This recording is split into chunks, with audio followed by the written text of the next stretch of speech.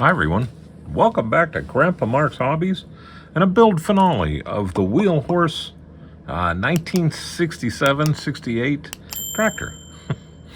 This came in an MPC Lotus Indy STP turbine car kit, back first released in 1968. That's why I'm thinking this is a 1967 tractor, which would have been just about the same tractor that I drove probably 100 miles on at the Ohio Superior Motel. Here's a picture of a postcard that I have of the place. Loved working there. I was with my brother TJ, and I both worked there with a couple other great people, and we were pretty much the maintenance department out there. Learned a lot. Learned a lot how to break things too. But not the tractor. But anyhow, TJ found this thing for Lee because he's getting a little bit old and he doesn't want to push cut the grass anymore. TJ swears it's the same one we had when we were at the motel, but I don't think so. Anyhow, I painted this with Tamiya's X7, which is a really glossy paint, and I use my Gallery's GHAC 98 dual action airbrush. It's the standard type airbrush, not the pistol grip. And man, I'm telling you, I didn't want this thing to be super duper glossy, but this is how it came out. I didn't sand this, polish this, do anything with this. This is just the way it painted.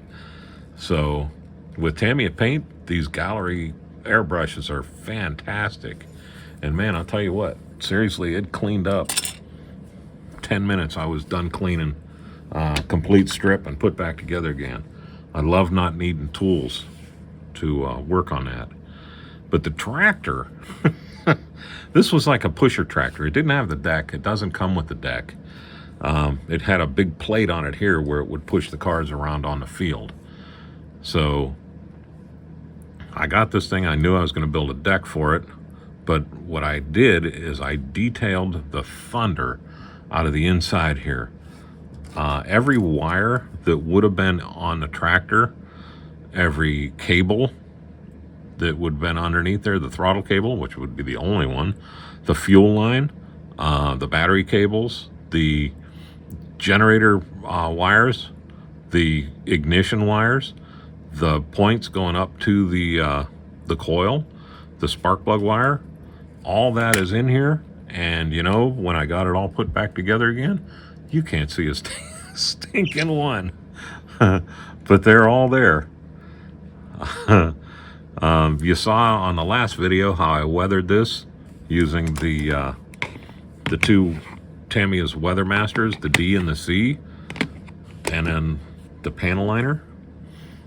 And that's, I told you I would show you that after it's dry and how much more subdued and better that looks. I love the way that works on exhausts. I do that on my cars too. So we do that. I left this, the two bars on the frame bars run long on this, and then just put a little piece of bracket on the front. What my plans are for that is I'm going to build a little gusset that goes on the front of this, and I'm going to put a ball on this for a ball hitch to pull the trailer around at the shop too. So when we're not cutting grass, we can pull the trailer in and out of the spray booth with the cars on it. So this is going to be awesome at that Texaco station. I took little drops of silver and did the Zerk fittings because they're even represented here on both sides. The wheels, I used the Tamiya's Weathermaster C and D again inside there. I used the oil and went in there with just an old paintbrush and dabbed it all the way around, blew it out a couple of times, came back and did that again. And then I used a really light amount of the rust in there. Not to show rust, but to show more of a dirt look to it. And with the oil, I think that worked out really well.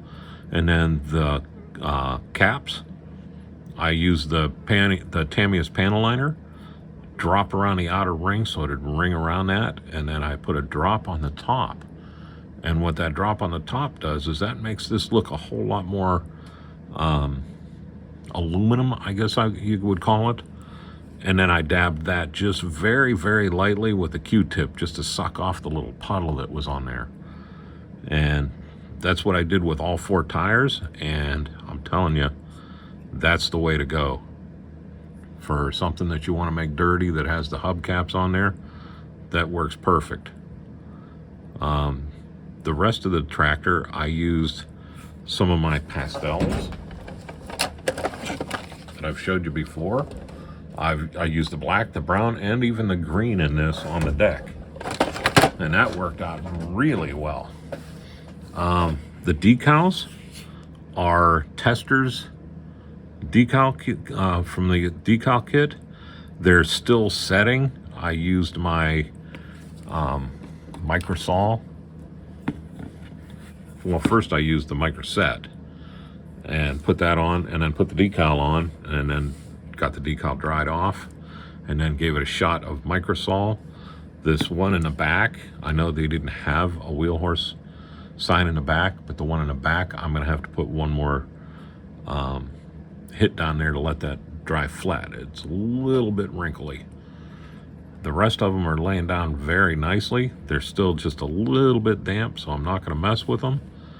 And then once those are dry, I will come back with some quick shine and a little bit of my flat base, probably not quite a half and half, a little bit more quick shine than this, and I'll just take and I will brush that on the sides and right here where the wheel horse is, and then that'll seal them in, and it'll dull them out a little bit because they are awful shiny right now.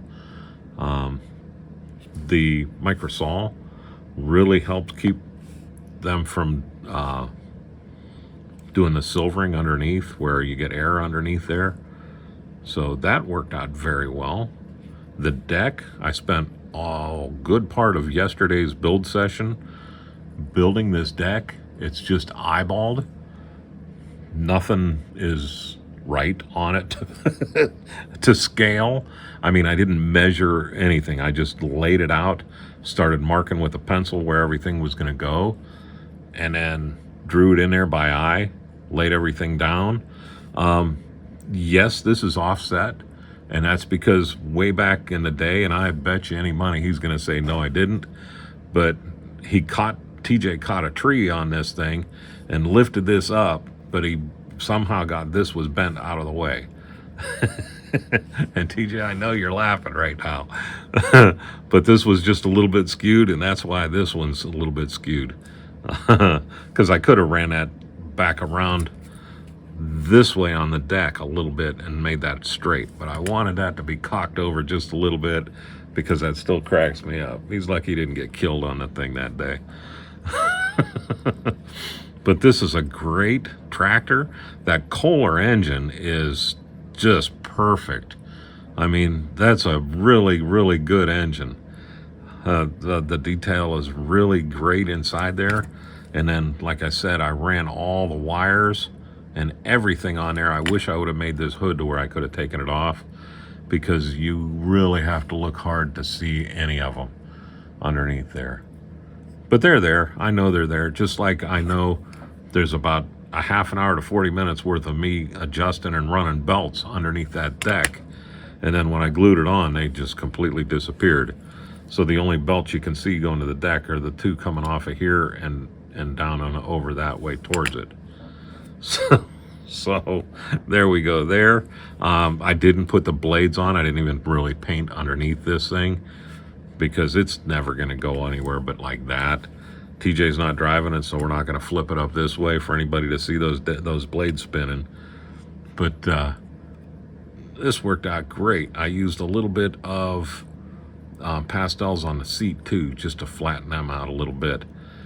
But I didn't want to really mess up the paint too much because we worked hard to keep this thing clean, and the deck came off every year and it got repainted. And I'm pretty sure we used foreign porch paint, red on the deck, so there were no stickers or anything like that left on it. It was just red. But I had fun building this kit. I had fun weathering it. I used Again, the Weather Masters, I used the silver with a paintbrush, an old stiff paintbrush, and just kind of weathered across the top here. Just chipped a little bit of it where your feet would go, underneath here, on both sides. I did do a lot of weather on the deck because the deck is going to pick up a bunch of dirt and grime and stuff, and I used the pastels on that. The browns, the blacks, the green. But just regular, you know, wear and tear on it. Again, I can't get over that dash on this thing. It's accurate as sin. This whole thing is really, other than the deck, is really super accurate. But I had fun with this kit. I had a real blast. Thank you for sending this to me.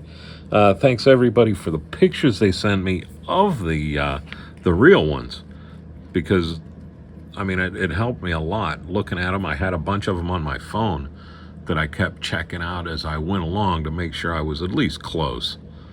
And I had fun with this. I had a lot of fun with a mind dump. After doing that Cadillac, I needed something that was easy and that I didn't need to really do any detail with. And then next thing you know, I'm running all the wires, running pulleys and belts and everything underneath it. I even hollowed these out in here and put round pieces and ran the pulleys around, well, not around them, but up to them to make them look right.